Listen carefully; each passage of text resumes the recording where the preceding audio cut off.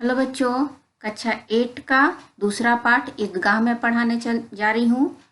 प्रेमचंद रचित यह कहानी बाल मनोविज्ञान पर आधारित है। यह कहानी वंचित बचपन के परिस्थितियों पर मार्मिक ढंग से टिप्पणी करती है और अभावग्रस्त बाल जीवन मन को वयस्क की तरह सोचने पर मजबूर कर देता है। इसमें एक बच्चा रहता है जो बहुत ही गरीब रहता है, अभावग्रस्त रहता है, लेकिन वह उसकी उम्र नहीं होती है इतना सोचने की, लेकिन फिर भी वह बड़ों की तरह सोचता है। तो इस कहानी को पढ़ने से पहले हम लोग ईदगाह के जो लेखक है प्रेमचंद्र जी, उनके बारे में थोड़ी सी जानकारी प्राप्त करते हैं। तो मुंशी प्रेमचंद जी का जन्म 31 जुलाई 1880 ईस्वी में उत्तर प्रदेश के बनारस जिले शहर से 4 मील दूर लमही गांव है, वहीं पर उनका जन्म हुआ था तथा उनकी मृत्यु 8 अक्टूबर 1936 ईस्वी में हुआ था। वे एक प्रसिद्ध प्रभावशाली व्यक्तित्व के धनी व्यक्ति थे। मुंशी प्रेमचंद्र ने सरल सहज हिंदी को ऐसा साहित्य प्रदान किया जिसे लोग कभी नहीं भूल सकते हैं। मुंशी प्रेमचंद हिंदी के लेखक ही नहीं बल्कि महान साहित्यकार, नाटककार, उपन्यासकार जैसी बहुमुखी प्रतिभा के धनी व्यक्ति थे। उनके पिता का नाम अजायब राम था, जो लमही गांव के डाकखाने में सर्विस किया करते थे, और उनकी माता का नाम आनंदी देवी था। प्रेमचंद्र जी का पूरा नाम धनपत राय श्रीवास्तव था।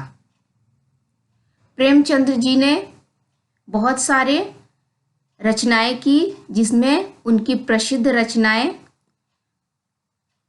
बूढ़ी काकी, गोदान, नमक का दरोगा, रंगभूमि निर्मला, प्रतिज्ञा, मंगलसूत्र, गमन और प्रेमचंद्र की कहानियां, पंच परमेश्वर, बड़े घर की बेटी, ईदगाह, 2 बैलों की कथा और पंच परमेश्वर बहुत ही प्रसिद्ध रही है। तो आइए अब इस कहानी की ओर बढ़ते हैं। तो रमजान के पूरे 30 रोज के बाद ईद आती है और उस दिन गांव में हलचल थी। सभी ईद की तैयारी में लगे हुए थे। ईदगाह जाने के लिए सभी बच्चे प्रसन्न थे। सभी के माता पिता ने बहुत सारा पैसा दिया था, सब बच्चों के जेब भरे हुए थे। खुश होकर सब अपने जेब को टटोल रहे थे, पैसे को गिन रहे थे। महमूद के पास 12 पैसे थे, मोहसिन के पास 15 पैसे। इससे तो वे अनगिनत चीजें खरीद सकते थे, खिलौने, मिठाइयाँ, बिगुल, गेंद, न जाने क्या क्या वे खरीद सकते थे, खा सकते थे। और हामिद जो है मात्र 4-5 साल का दुबला पतला लड़का था और उसके पिता हैजे की भेंट चढ़ गए थे, मतलब हैजा हो गया था और हैजे से ही उनकी मृत्यु हो गई थी। और माँ की भी उनकी मृत्यु अचानक शरीर पीला होते होते एक दिन मर गई थी। उसकी देखभाल उसकी बूढ़ी दादी अमीना ही करती थी और अमीना के ही गोद में वो पला बड़ा। अभागिन अमीना अपनी कोठरी में बैठी रो रही थी। आज ईद का दिन, घर में एक दाना नी अंधकार और निराशा में डूबी हुई थी। हामिद भीतर आता है और दादी से कहता है, अम्मा तुम डरना नहीं, मैं सबसे पहले ईदगाह जाऊंगा और चला आऊंगा, तुम बिल्कुल मत डरना। उसकी दादी जो है दिल को कचोट रही होती है कि सभी बच्चे अपने माता पिता के साथ जा रहे हैं, हामिद अकेले कैसे जाएगा? अगर वो कहीं खो गया तो क्या करूंगी? उसके पास जाने के लिए पैर में जूते भी नहीं थे। उतने दूर चलने पर उसके पैर में छाले पड़ जाएंगे।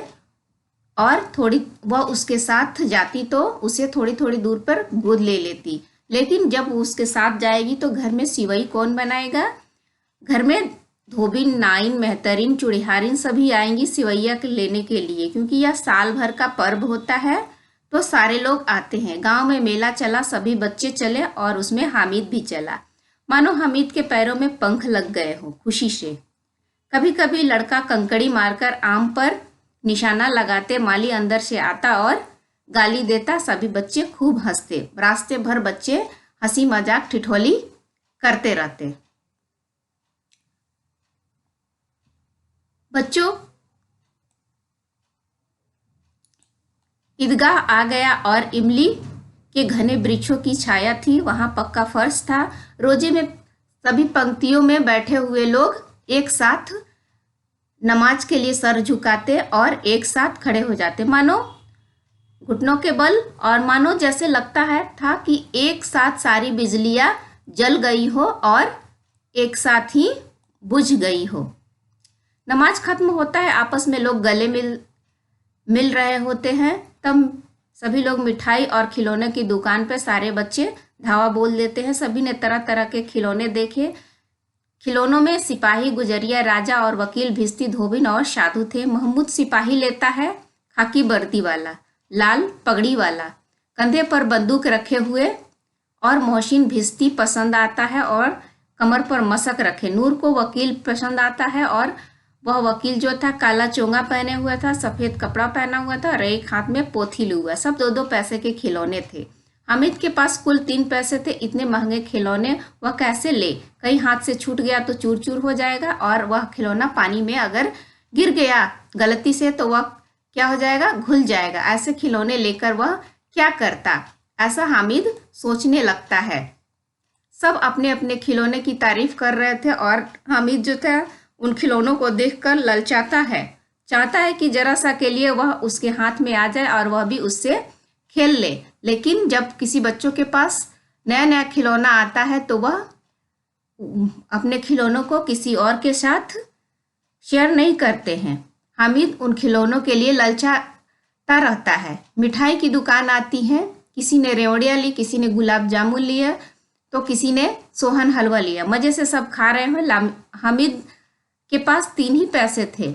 वह कुछ नहीं लेकर खाता है। मोहसिन उसकी ललचाई आंखें नजरें देखकर कहता है, हामिद रेवड़ी खा, इतनी खुशबूदार है कि हामिद हाथ फैला देता है। छोटा सा बच्चा हाथ फैलाता है। मोहसिन रेवड़ी दिखाकर अपने मुंह में उसे डाल लेता है। यह देख कर के वहां पे जो भी बच्चे होते हैं, महमूद, नूरी और शम्मी, खूब ताली बजाकर हंसने लगते हैं। हामिद हाथ खिसिया जाता है, मतलब गुस्सा हो जाता है। मिठाई की दुकान के बाद लोहे की सामान की दुकान थी। लड़कों के यहाँ कोई आकर्षण का केंद्र नहीं था। लोहे की दुकान पर हामिद रुकता है और चिमटा देखता है। उसे ख्याल आता है कि उसकी जब दादी रोटी बनाती है तो रोटियां उतारते समय उसकी दादी का हाथ जल जाता है। तो अगर वह चिमटा लेकर दादी को दे देता है तो उसकी दादी जो है बहुत ही प्रसन्न होगी, खुश हो जाएगी, तो उसकी उंगलियां नहीं जलेंगी। खिलौने में क्या रखा है, व्यर्थ में पैसा खर्च होता है, यह ऐसा छोटा सा बच्चा हामिद सोचने लगता है। अम्मा चिमटा देखते ही कहेगी, मेरा बच्चा अम्मा के लिए चिमटा लाया है। हजारों दुआएं देंगी, पड़ोस की औरतें भी देखेंगी, गांव में चर्चा होगा कि कितना अच्छा लड़का है, अपनी दादी के लिए चिमटा लाया है। सभी दुआएं देंगी। बड़ों की दुआएं तो सीधे अल्लाह की दरबार में पहुंचती है और तुरंत सुनी जाती है। दुकानदार से बड़ी मुश्किल से मोल भाव करके 3 पैसे में वह चिमटा खरीद लेता है और शान से कंधे पर रखता है और कहता है, मानो बंदूक है। शान से अकड़ता हुआ साथियों के पास जाता है। मोहसिन ने हंसकर कहा, यह चिमटा क्यों लाया है, इससे क्या करेगा? महमूद बोला, चिमटा कोई खिलौना है? हामिद बोला, नहीं, अभी कंधे पर रख दूं तो बंदूक बन गई और हाथ में ले लिया तो फकीरों का चिमटा हो गया। चाहूं तो मंजीरे का काम ले सकता हूँ। एक चिमटा जमा दूं तो सबके खिलौने की जान निकल जाएगी। तुम्हारे खिलौने मेरे चिमटे का बाल भी बांका नहीं कर सकते। मेरा बहादुर शेर चिमटा है।